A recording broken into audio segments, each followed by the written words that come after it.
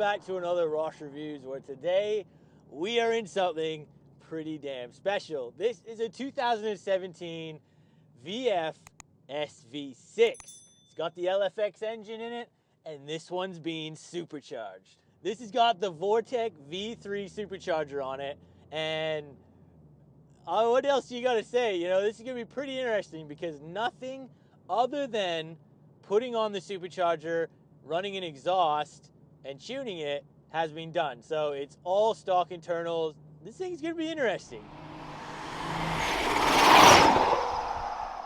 Now from factory, these VF SV6s, they had the LFX motor, V6, naturally aspirated, 210 kilowatts, about 350 Newton meters, and these were a far superior V6 over the previous Alloy Tech. And yeah, timing chains in this one are a lot better, trust me. Now with all the mods on this car, so look, literally just a Vortech supercharger put on and an exhaust, that's it. This thing is pushing now about 300 rear wheel kilowatts, and that is pretty impressive. You know, that is a decent number.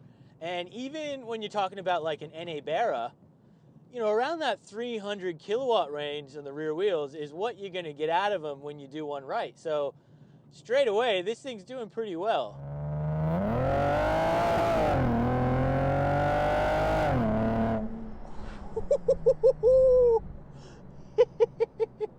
You've got a little bit of a pop out the exhaust there. Yeah, man. They can go.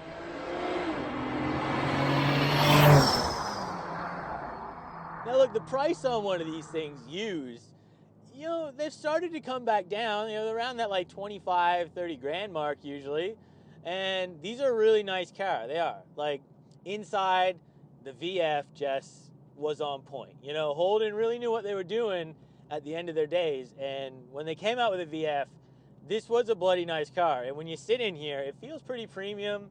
Everything looks nice. You got heads-up display, you know, decent infotainment system, leather seats. Like, it's just comfortable, and it looks pretty modern.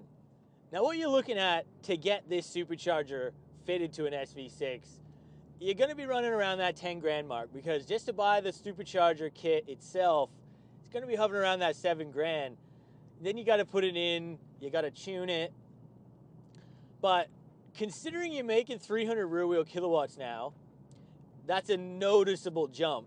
And man, for 10 grand, that's not too bad, considering you're making essentially, you know, pretty damn similar power now to an SS. Like, you can't complain. And this is kind of the good thing about, you know, maybe those younger people who can't afford to get into the V8s anymore, because the prices of them are just absolutely bananas. You can get an SV6 for a reasonable amount of money, chuck 10 grand in it, which is a reasonable amount of money for mods, and look, man, making 300 rear wheel kilowatts, that is healthy. It actually is.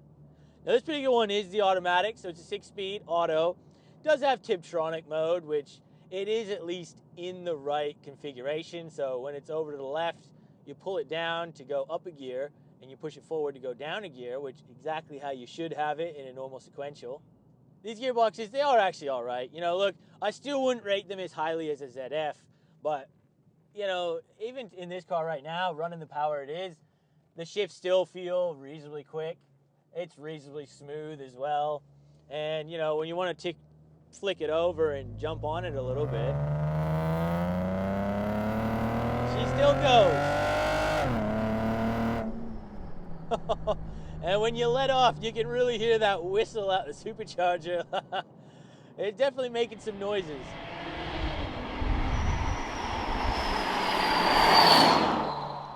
Now, this exhaust is a 2.5-inch X-Force.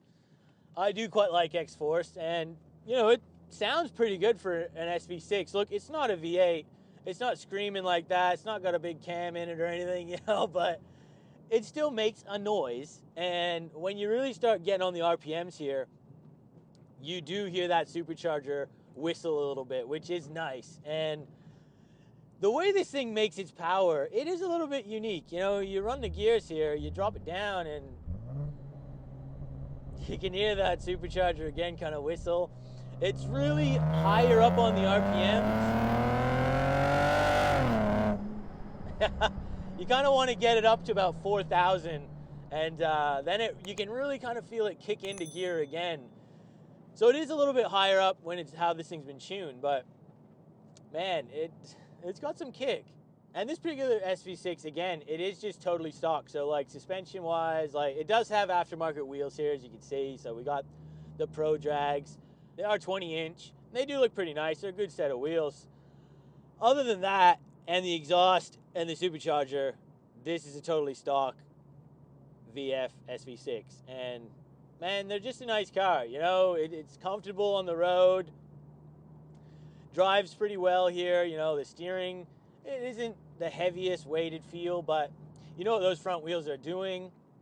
And look, you know, when you're just cruising around here, you know, the actual motor here behaves just like a normal SV6 when you're low down on those RPMs.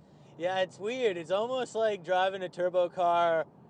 When you rev it up and you let off, instead of having flutter, you have this kind of real loud whistle that just starts like, it's super strange.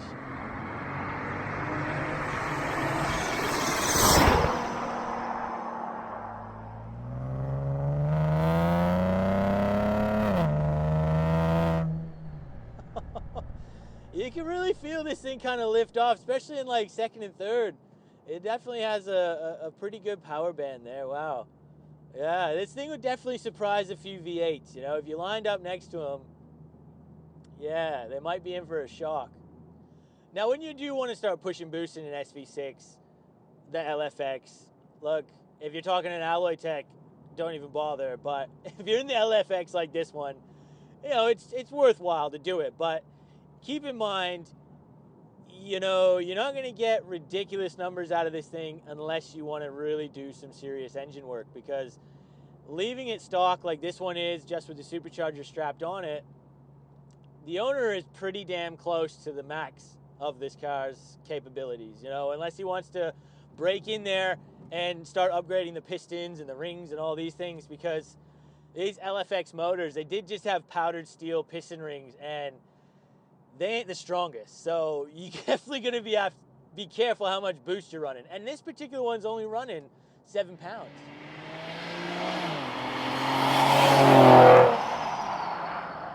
Now, 0 to 100, guys, unfortunately, we don't have the draggy first car in Melbourne. The bloody thing falls off the roof. It was put on the roof. Somehow it fell off. Then it got run over. Now I got a week without a draggy and a bunch of cars to review. But we're still going to do 0 to 100 the old school way. We're on this kind of empty back road here. Originally, these things were claimed, I think, around that like 6.5 second mark. And I'm going to find out what it does. So I reckon we'll just leave it in sport mode. There is no launch control or anything. And yeah, just build up the revs a little bit and go. So here we are.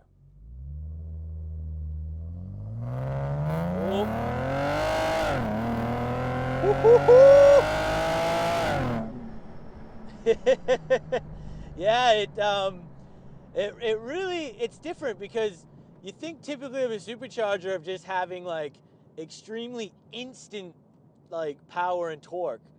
This really kind of behaves more like a turbo, and when you really kind of start getting on it right away, it's like it's not there. And then as soon as you hit 3,000 RPM, you really feel this thing kick on to another level. Again, just really similar characteristics to like a turbocharged car. And yeah, that's weird. That is super weird.